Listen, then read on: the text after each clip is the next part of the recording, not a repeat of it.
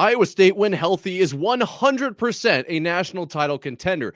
Problem is, they have not been able to stay healthy. What does that mean for this team? Today on Locked On Cyclones.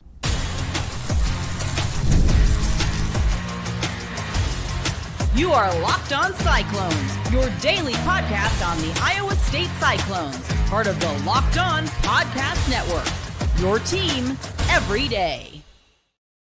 Welcome into Locked On Cyclones, part of the Locked On Podcast Network, your team every day. Shout out to you for being here every single day and making this your first watch or listen of the day. I appreciate it more than you know. Wherever you're watching or listening, be sure to subscribe so we can prove once and for all that it is, in fact, a Cyclone state. Today, we are talking about Iowa State men's basketball, the injuries that are going on right now. Second segment, we'll talk about the game against Cincinnati and what I think we can look forward to moving forward. And obviously, then in the third segment, moving forward, the preview against BYU, who we will face later today. Can't wait to get into it. But before we do, today's episode is brought to you by TurboTax. Ready for stress-free taxes and the most money back guaranteed? Head over to turbotax.com and today and get matched with your expert.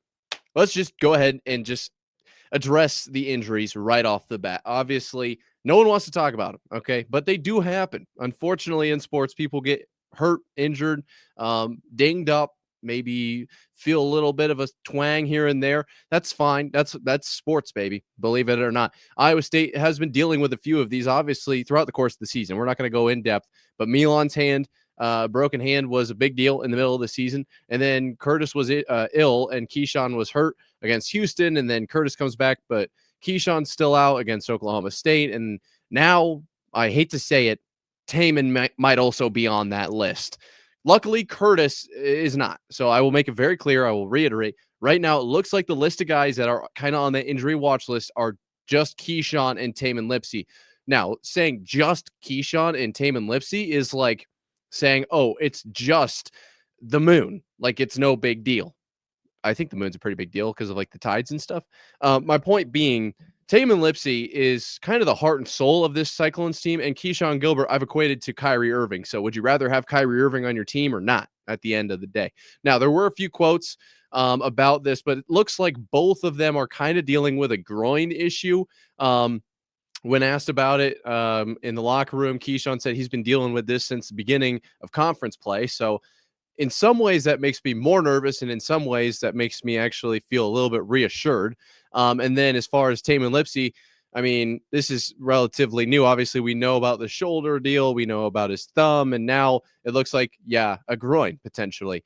And that one I don't feel too much reassurance on, other than the fact that he is like the toughest person on the planet, let alone in a Cyclone jersey. Coming from Iowa State athletic trainer Vic Miller, he said, Taman is a guy, as you guys have seen for a long time, he's going to say he feels fine no matter what we do. So we have to keep a close eye on him. We'll kind of see how he's moving and go from there. And he mentioned, obviously, we'll see how he feels like after a night of rest, both Keshon and Taman, and we'll go from there. And Taman, not so much the same as Keshon. Keshon was very much in the locker room. It's day to day. It's day to day. We'll take it every day at a time. We'll see how I feel tomorrow. That doesn't mean, basically kind of what I got from is if I don't play tomorrow and we win, we'll see how I'm feeling the next day. We'll see how I feel when the tournament starts. Kind of like literally, however I feel on that day is what I can tell you I'll do. I don't know if I'll give you a half. I don't know if what he said. If I can play 30 minutes, I'll play 30 minutes. It stinks to be on the sidelines watching these guys compete. But at the end of the day, I got to do what's best for me and my health. And I respect that. Okay, I do respect that. Taman, on the other hand, had more of a vibe of, nah, I'm fine. Just a little bit of a tweak. Not a big deal. I'll be back. And obviously, Vic Miller is going to be keeping close tabs on Taman, because I think Taman could literally get a leg amputation and then go out there and play as hard as possible literally the next day. I have no doubt in my mind. It's unreal. Now, what does this mean for this team moving forward? Obviously, you want both those guys on the floor. This team, when it has everyone on the floor, is really stinking good. We all know that. But what direct impact does Keshon have on this team? Well, we've seen a few games without Keshon. Obviously, you'd rather have him in the game, and you'd rather, if he was in the game, see his ability to drive and attack the hoop. That's something that opens up this team just as a whole. Obviously, like the second leading scorer, going to play in there in his assist total and everything. But it really, for me, comes down to his ability to drive. And when he drives, the thing that makes him so dangerous is no matter the situation, he might just finish that shot, that drive attempt. There could be 17 dudes, the whole bench, all stacked on top of each other in a 3-man wide wall, and he'd find a way to get it in the hoop. So teams know that, and they also know then therefore when he drives, we do have to dedicate a lot of resources to stopping him from scoring, which therefore opens up opportunities across the board for Iowa State. I think that's really maybe not the greatest contribution that Keshon makes to this team, but certainly up there. I mean, that is almost invaluable. Speaking of invaluable, though, it's Keshon. It's Tamin. Tamin Lipsey is the pretty much embodies invaluable in multiple ways, and one of them being TJ has talked about it. Tamin making Tamin plays. Okay, now for me personally, I'm going to shed a little bit of my own opinion on this here. I feel like Tamin is kind of the guy you want to have the ball going up the court. I do not mean this in a negative way at all, but sometimes when Keshon or Curtis are taking the ball at the court, things can just get a little bit crazy, get a little bit hectic. There's a loss of control at times. And that's kind of just the nature of basketball. I mean, if I were dribbling, there's an 80% chance I kick it off my foot and it goes off the other baseline. So, like, I'm not saying anyone can do this. And that's why I do think that Tamin and his ability to methodically bring up the ball consistently and safely is like invaluable. I mean, that's like second to none. And so him going out it feels a little bit like when Emily Ryan was missing for the ladies. And I think it was against West Virginia earlier this year. And everyone was kind of talking about like, we're just missing a presence out there. On top of the actual act of everything that Tamin does in the game, his hustle plays, his defensive effort, him sprinting around, diving all over the floor, and his actual ability to bring up the ball, bring a sense of calm to this team. I think if he does have to sit at some point, be it in the BYU game, if they win, be it in the Houston game or whoever they end up playing, right? Or be it in the tournament, I think there will be a sense of it's not the same team without Tamin out there. And this team has gone without Milan. It has gone without Curtis. It has gone without Keshon. It's gone with different guys in the starting lineup in their spots. But I do think that if Tamin is sitting, it's going to have a different feel, a different vibe. And I'm curious to see what happens then as a result of that. Is the team less aggressive? Is the team more out of control and more aggressive? I couldn't tell you exactly because luckily we haven't had to see that yet. And Tamin, like I said, literally could play through. I won't even say an amputated leg. I think he could play through just literally only having one leg. And that's amazing. And I hope he gets out there and is able to play through it. But I also hope that this doesn't, for one, hurt him going into the future, like long term, and number two, affect his potential to play in the March Madness tournament, because this is the Big 12 tournament we're talking about still here, right? This is a totally separate tournament, and Iowa State, believe it or not, is going to make March Madness, so we're going to have to play in those games too, right? And I do wonder about this team's ability to stay healthy through this current time as it sits right now. Like, we're pretty beat up. And I'll also use this time to say that everybody's beat up. Every team, every player is playing through something, some tweak, something there, something whatever. Tamin, definitely Tamin might be a hockey player at this point. Is kind of where my mindset's at with him. But realistically, everyone is playing through something. And so you kind of have to play that game just a little bit and keep that in mind. But at the same time, it feels like Iowa State is just beat to the dirt right now. Like, just everybody's dealing with something, be it from the minutes that they had to play when Milan had that 7-game stretch when he was out. And then obviously as of late, guys missing, that means you have to play more minutes. And so more wear and tear. Does that mean, obviously individual things that haven't been mentioned, right? Maybe someone's dealing with a little bit of calf tightness or something with their shoulder or whatever. It's very possible, and it's just something that's not really talked about, maybe just only like behind closed doors type of deal. Very possible. And so I do wonder what this team's longevity will be strictly from that standpoint, because I mean, like I said, Keshon says that he was hurt since like the first conference game. Well, he played a lot of games. And so it maybe got more aggravated, later in the season, but that's also kind of promising to me that he was able to play so many games so well. Now, obviously, his play kind of did go down a little bit as we go through the season, and we've talked about that. And obviously there's a direct correlation with that. But it's something that he did play through a few games, a good amount of games actually. So there's a lot of sides to that coin. And obviously only time will tell who plays in what games. But I think as it stands right now, Iowa State needs to get healthy ahead of March Madness to make any real noise. Outside of March Madness, however, Big 12 tournament going on right now. Iowa State defeats Cincinnati, and we'll talk about that coming up right after this. Ever check your bank account and wonder, where did all my money go? Between dining out, online shopping, and entertainment, it's easy to lose track. That's where Monarch Money comes in, your personal CFO, giving you full visibility and control over your finances. Monarch Money isn't just a budgeting app, it's a complete financial command center. You can track all your accounts, investments, and spending all in one place, so you stop just managing your money and building wealth. When I started using Monarch, I realized just how much I was spending on food delivery. Now I budget smarter and save more. Managing money with your partner is smoother than ever as well. You can track shared and personal accounts, set goals, and stay on the same page without the stress. Take control of your finances with Monarch Money. Use code LOCKEDONCollege at monarchmoney.com for 50% off your first year. That's monarchmoney.com, code LOCKEDONCollege for half off your first year.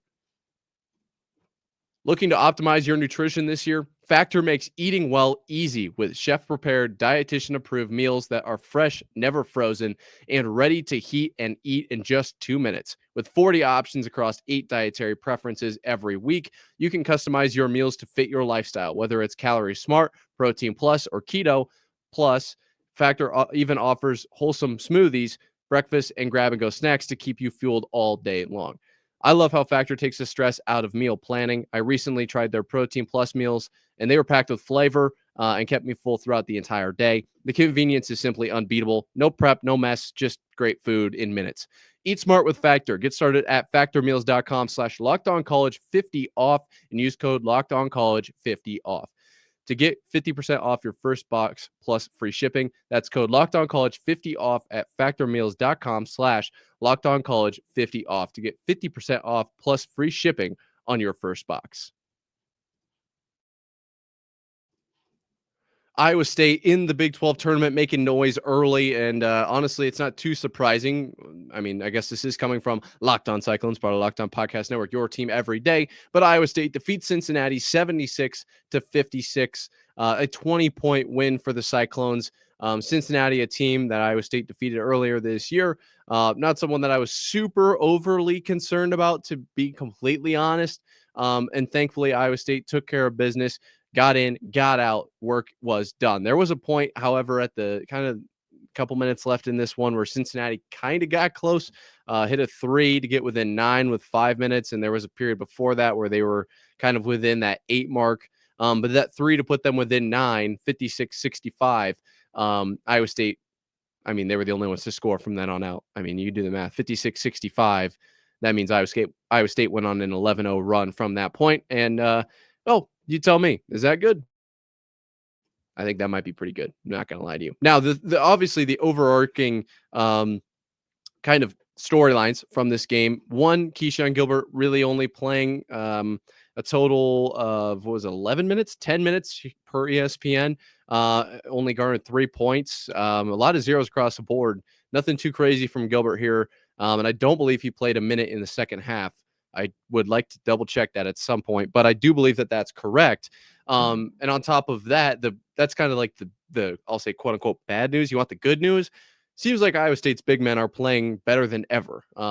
Curtis Jones did say after the game, I don't think we played our best game, which is good. Obviously, you don't want to play your best game in the second round of the Big 12 championship, Big 12 tournament. But our big men might be playing their best at this point. Now, as far as the box score for this game, 4 starters in double digits: Jefferson, Momcilovic, Jackson, and Lipsy. Your double-digit scores. Leading scorer, Joshua Jefferson with 19. Taman Lipsy had 16, as I mentioned, kind of a guy that I would like to see out on the court, and I am slightly nervous about him moving forward.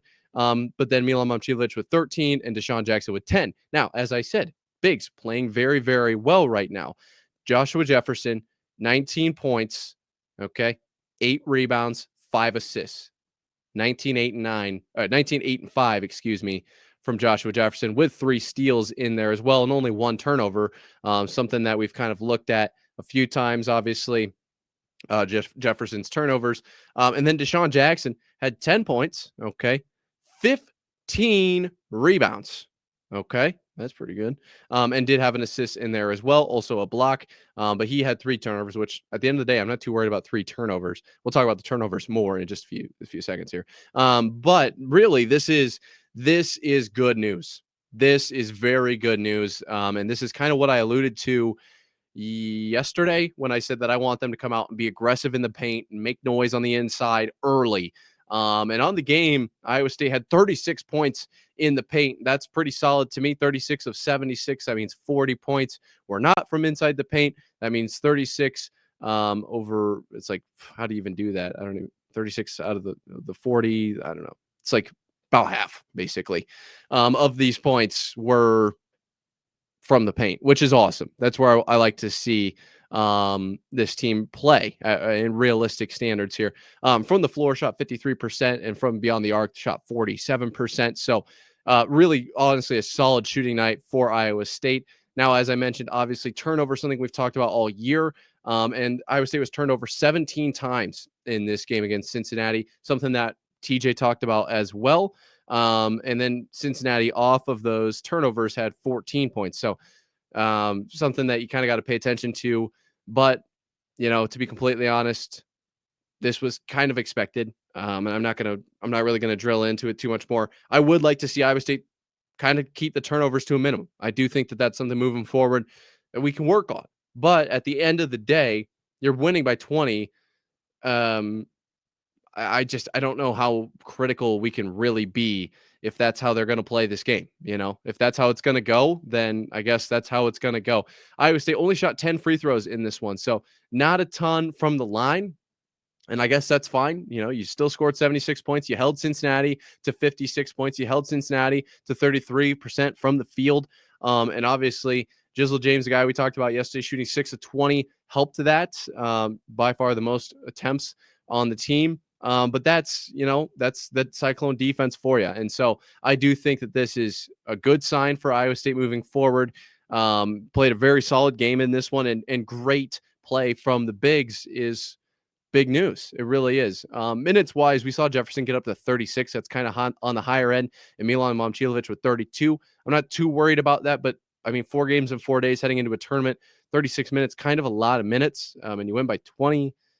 I'm not going to criticize TJ, but I am just pointing that out. Milan goes 5 of 10, 3 of 5 from beyond the arc. Taman Lipsy goes 3 of 5 as well. Those two obviously big in that regard. From the bench, nothing too crazy. Brandon Chatfield with 2 rebounds and 2 points. Curtis Jones brought 8 as well. Shot 2 of 6 from beyond the arc, 3 of 10 overall. But like I said, not very many free throws. This to me was more of just a little bit of like hey, we're back. We didn't go anywhere. We're totally fine. We're here to play ball game from Iowa State. And really, what else can you ask for? I think that's a great thing for this team. Now, you can talk about like momentum and confidence. I think that this game brought that in some regards, but more than anything to the bigs. And Deshaun Jackson was kind of talking about how TJ, was like, you got to be more aggressive in there and getting those boards. And he did that. And so I think that him seeing like, okay, if I put my mind to it, I can do this.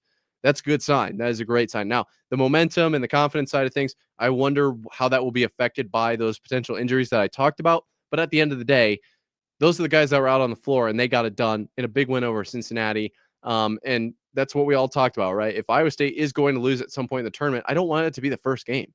I don't really want it to be early. There is now the argument of should they just forfeit so they don't get hurt anymore. I don't think that's the play. Obviously, that's not something that would really happen, but I don't think that's necessarily the move here. You get a big win over Cincinnati. You get a shot at redemption against BYU. And now is the time to capitalize on that, right? Now you got to go build a little bit of momentum. Maybe you beat BYU and you lose in the next game. That's fine. Okay. You at least beat BYU You split with them, and you feel a lot better going into the big one. And so, at the end of the day, I think I'm going to say it because I was kind of the one that was on the fence here. I want Iowa State to beat BYU. Okay. Is that crazy for me to say? I don't think so. Okay. I think I'm full 100% in on them winning this game just from literally a confidence boost. But we'll talk more about that coming up right after this. This is a message from sponsor Intuit TurboTax. Taxes was waiting and wondering and worrying if you were going to get any money back, and then waiting, wondering, and worrying some more. Now, Taxes is matching with a TurboTax expert who can do your taxes as soon as today. An expert who gives your taxes their undivided attention as they work on your return, while you get real-time updates on their progress so you can focus on your day. An expert who will find you every deduction possible and file every form, every investment, everything with 100% accuracy. All so you can get the most money back guaranteed. No waiting, no wondering, no worries. Now, this is Taxes. Get an expert now on TurboTax.com. Only available with TurboTax Live full service. Real-time updates only in iOS mobile app. See guarantee details at TurboTax.com/guarantees. Iowa State defeats Cincinnati in their first game in the Big 12 tournament, and now we have a rematch on our hands, ladies and gentlemen. Iowa State taking on BYU in Hilton South. I wish I had the reverb on here. Hilton, South. I think that'd be pretty sweet, but maybe some air horns. I'm getting off track here. You're here with Locked On Cyclones, part of Locked On Podcast Network, your team every day. Everybody remembers the game against BYU in actual Hilton not that long ago. Iowa State falls to BYU 88-85, and I've deemed it a heartbreaker, and I'll stick by it. Double overtime loss to BYU, a hard-fought game, one I've talked about a lot. Obviously, the story of two halves, the tale of two halves, but it was a weird two halves. First 10, middle 20, final 10. Iowa State fights their way back into that one, and BYU comes out on top in double overtime after what I think I can confidently say was two fails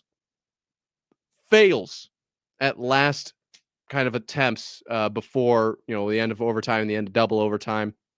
Really, the end of game scenarios in that game was rough for Iowa State. I'm not going to lie to you. Wish that would have gone differently, but at the end of the day, this is kind of revenge for Iowa State. I'd rather at this moment in time be on Iowa State's side of the ball than BYU's. Now, there is the argument. I'm going to kind of play devil's advocate with myself right now with the comment I just made. BYU got a bye going into this game. So they've got an extra day. They didn't have to play an extra game. And Iowa State could have benefited from that, as we've just talked about the injuries that they are going through at this time. But at the end of the day, Iowa State has the revenge factor on their hands. And Deshaun Jackson mentioned, hey, that one was personal. We are 100% coming for them in this game, and I'm excited. I honestly can't wait any longer. It's going to go down, and it's going to be absolutely epic. 11:30 a.m. Central Time in Hilton South, as I mentioned. Really quickly, I'd like to throw out that court is sick. I mean, are you kidding me? I mean, the XII with the whole pattern. It's like, actually, that is a court done right, in my opinion. I know that court is kind of hit and miss with some people, and to each their own. But in my opinion, absolutely awesome. And if Iowa State keeps winning on, I'll like it even more. I know that much for certain. Let's talk a little bit about that past matchup between Iowa State and BYU. There were some things that stood out to me in this one. The biggest one was Keba Keita. I got a lot of comments on his name, and I don't want to get it wrong. I believe it was Kayta is how you say it, Keita. So I'm just going to stick with Keita for now. The amount of rebounds this guy had, he had 15 rebounds in this one, took it over against Iowa State. And, I mean, there was nothing really that Iowa State could do. 9 offensive, 6 defensive. Deshaun Jackson was kind of asked about it a little bit, was obviously not in the game too much in that one, played a total of 12 minutes, Deshaun Jackson. And so wasn't able to make a huge difference on the boards. Iowa State played a lot of small ball in that last one. It was kind of the reason Iowa State was able to stay in that game. But at the end of the day, Iowa State got destroyed on the boards. Everyone remembers 29 turnovers. BYU able to destroy Iowa State in Hilton with 29 turnovers. Who could do this? This is unbelievable. Okay, that's great and all, but they also out-rebounded Iowa State 52-24. I mean, are we not going to take that into account? I feel like that's a pretty big deal. I'm not going to lie. And then obviously second chance points, BYU with only 9 per Big 12 box score to Iowa State's 4, which the 4 is a problem. I feel like there was way more than 9 second chance points, and they were basically all Keita. At the end of the point I bring that up is I think Iowa State needs to go with the big inside early. And if you end up getting in foul trouble, okay. BYU does play a massive rotation, and so they can afford to give a few fouls, and Iowa State can't really. So that's kind of that aggression factor. BYU can be a little bit more aggressive because they have more fouls across the entire team to give out. I get that. But if you don't assert like come on, we gotta set ourselves up early on the boards, in my opinion. Now, Iowa State's smothering defense against BYU was of massive note last time they played. In my opinion, it was like the greatest thing ever. I think they had 6 points through the first 10 minutes, I think was what it was. And I hope Iowa State's able to go out and do that again. That takes a lot of energy, though. So I will obviously, there's kind of two sides to that coin. What can they actually muster up on defense and then see the results of on offense? Because Iowa State was gassed out in that last game against BYU with 3 guys over 40 minutes and Milan with 35 and Curtis with 35 as well. So at the end of that one, I mean, they just didn't have like hardly any gas left in the tank, which, I mean, I get it. I 100% do, but you also kind of got to go. So it's kind of like, how do you balance that? Can you really go to the wall like the entire game on defense? Is that what it takes to beat BYU? Is that the best way to stop them? Because it seemed like it maybe had a little bit of a price to pay at the end of the day. I do like the double, kind of high pressure. I thought it was when Iowa State played best against BYU, but I also worry that it opens up opportunities for BYU underneath at the same time as potentially making Iowa State pay for it on the back end. I don't think I don't know. I guess what I'm saying is I don't know if that's the right play. And I'll be curious to see what TJ does in this game. Do they go with a little bit of a bigger lineup to try to combat the Keita board dominance, or do they stick with the small ball that worked for them, in which they're really quick? Now, the other side of it that I haven't even mentioned yet in this segment is the injuries. No Keshon, no Taman Lipsey, potentially. Who knows with Taman? Maybe they're both on a pitch count. So that almost forces Iowa State into a larger lineup with Jefferson, Chatfield, and Jackson. Now, I don't know exactly what's going to happen in this one, unfortunately. If I did, probably wouldn't tell you, wouldn't spoil it. But at the end of the day, this game is going to be a huge momentum booster for Iowa State if they can get it. If they don't win this one, they are now 0-2 against BYU on the year. I do wonder about what that does mentally, potentially, just because of the success that this team has seen. And they're going to go in with such a big chip on their shoulder. If you go in and lose a game to a team twice, but you weren't really fired up at any point per se, it's going to have a different effect on you than if you go in fired up, you beat us at home in double overtime, you dominated us on the boards.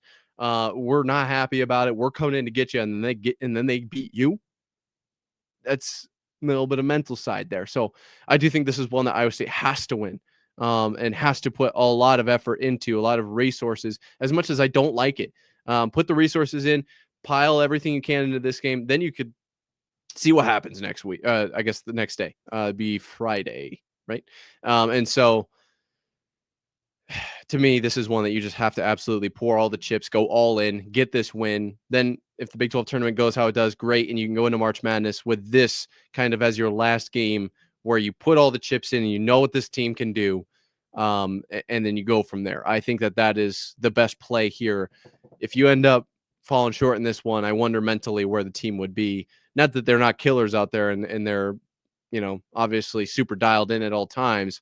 But more than that, I don't know, man. BYU, they are a tough team to beat. And if you can knock them off after they beat you at home, the crowd down at Hilton South is going to be at their backs I think that this is a huge win, huge momentum win, huge confidence booster for the Iowa State team with a lot of injury questions right now. Let me know what you think down below, because this one is potentially, we say it's the biggest game of the season. It's win or go home, as Saman said. It's win or go home. If you're not subscribed at this point, what are you doing? We're still proving it's a Cyclone state here. Until next time, Cyclone fans, sayonara.